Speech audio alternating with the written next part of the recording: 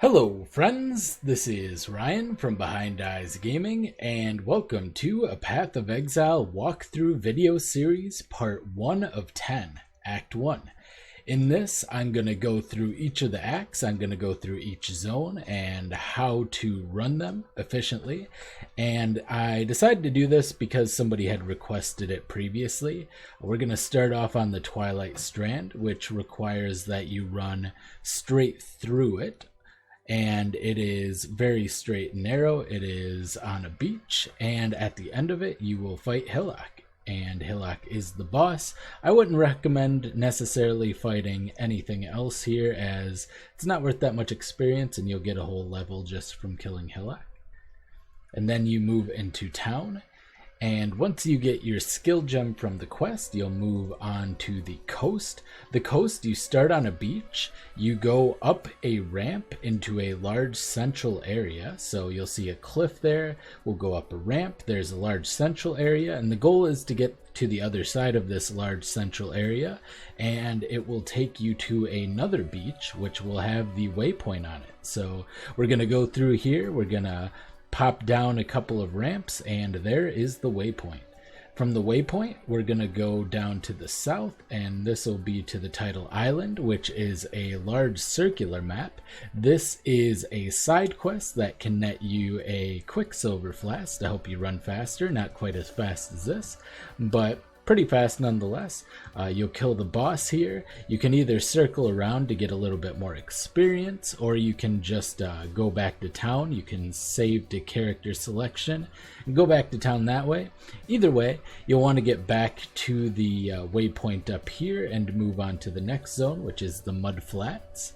The Mud Flats has two exits, the first of which is a side quest, and we're going to go through there. That is the Fetid Pool, which is another circular area. The goal of the Fetid Pool is to kill every monster in the area. I'm not going to do that right now, even though I haven't done this quest on this character, because I don't really need the respects, but if you want some respect points, you can go ahead and do that. There is a Necromancer boss on the opposite side of the entrance.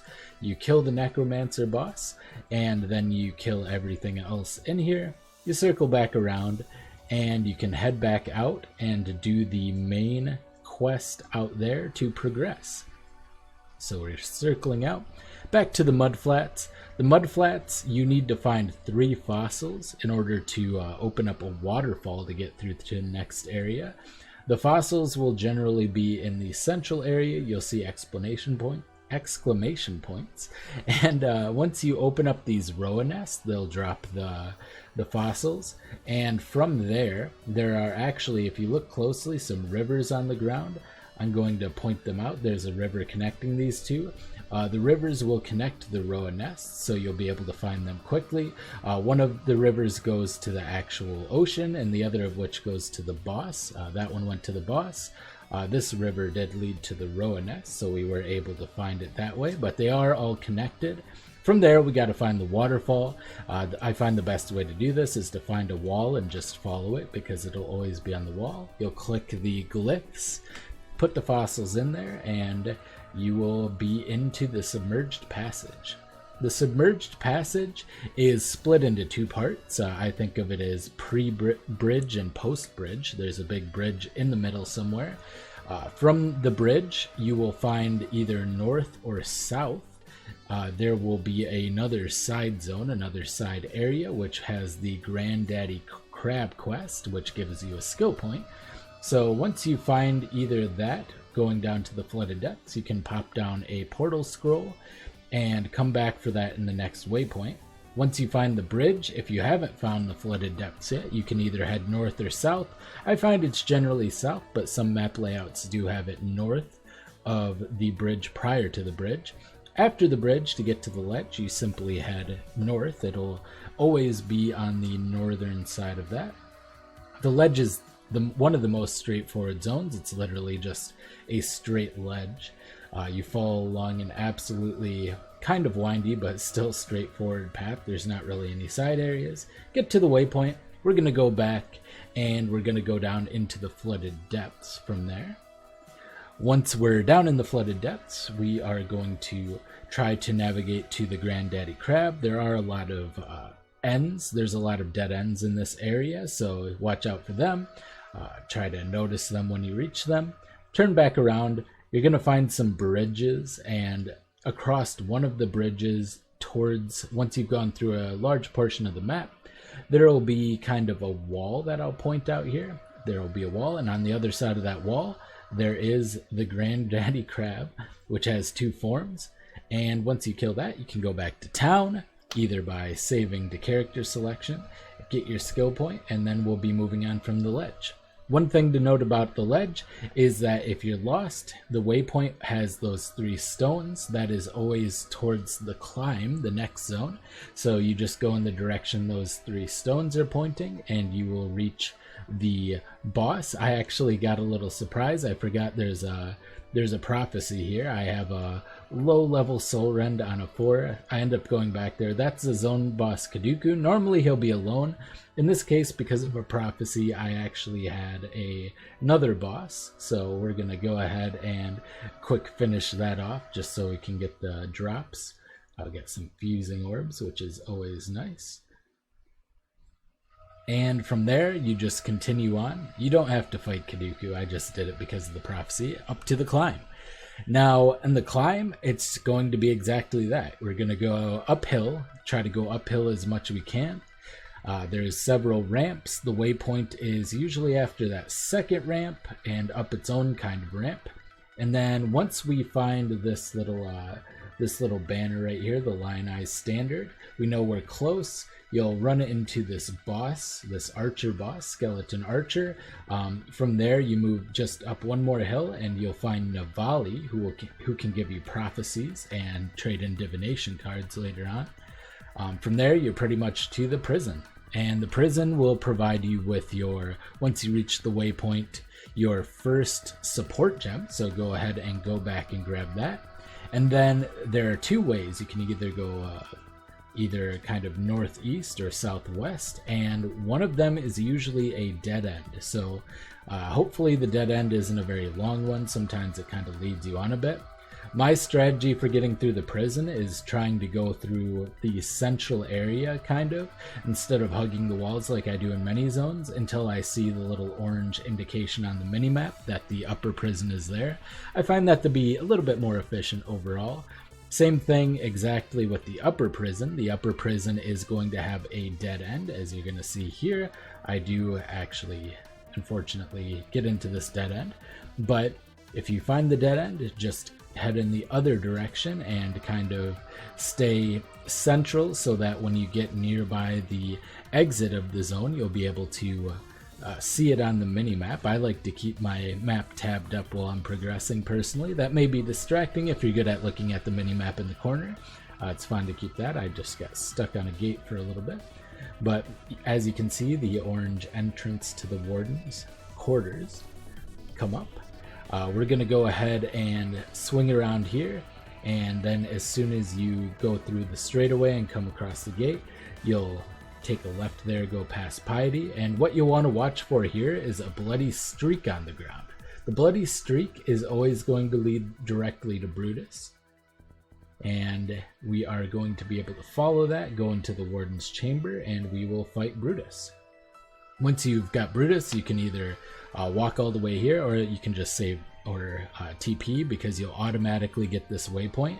And I wanted to show something here. So the way you want to go is the way that this cliff is facing. It's always going to be, the exit's always going to be on the other side of this cliff.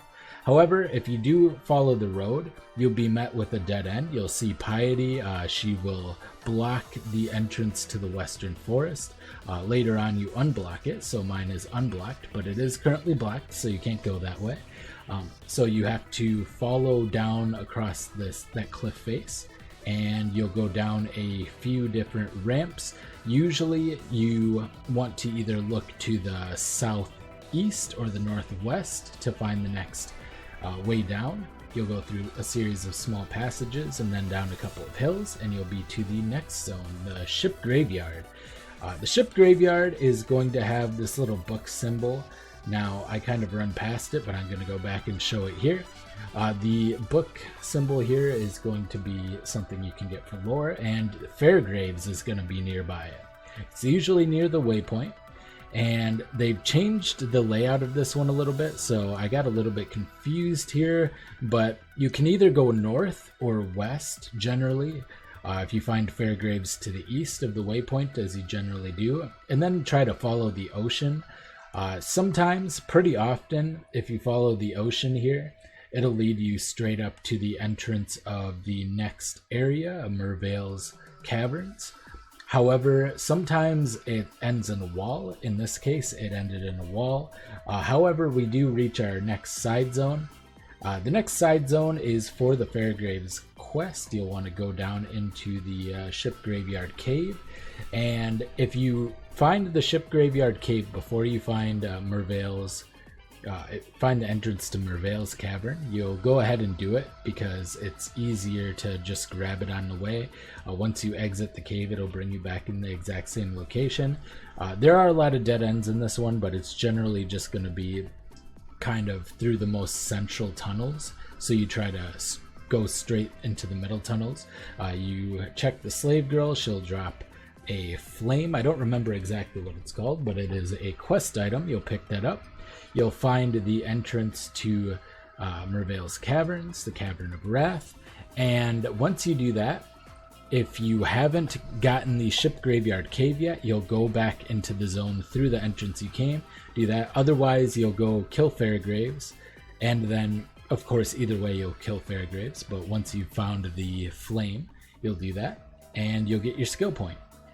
The Cavern of Wrath is going to have these little ghosts that show up and point you in the right direction. There's a lot of dead ends in this one. I take a really bad one here, going around in a circle, but generally it's going to be, well, the exit to this is always going to be on a north facing wall, so you're going to want to just generally head north.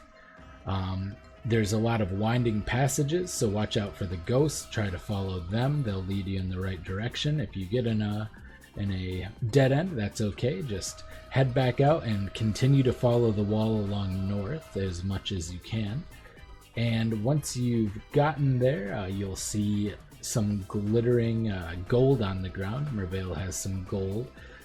Oh, actually, that's in the next zone. You'll just find the series of bridge. Cavern of Anger will have that. And I kind of I see the ghosts there. I kind of don't point them out in this particular location, but I do see them again at some point here. There they are, little ghosts on the ground there. They fade away. They kind of point you in the general direction. They fade towards the exit. As you can see, those ones are going northwest, so I think it's this zone. Don't notice on my mini-map it's a dead end. Wasn't paying too much attention, but as you can see, there's shimmering piles of gold on the ground. And then we come to Merveil. We're going to defeat Merveil, and that's going to be the end of our quest. I hope you enjoyed Act 1, and this has been Ryan from Behind Eyes Gaming, and I will see you next time. Bye!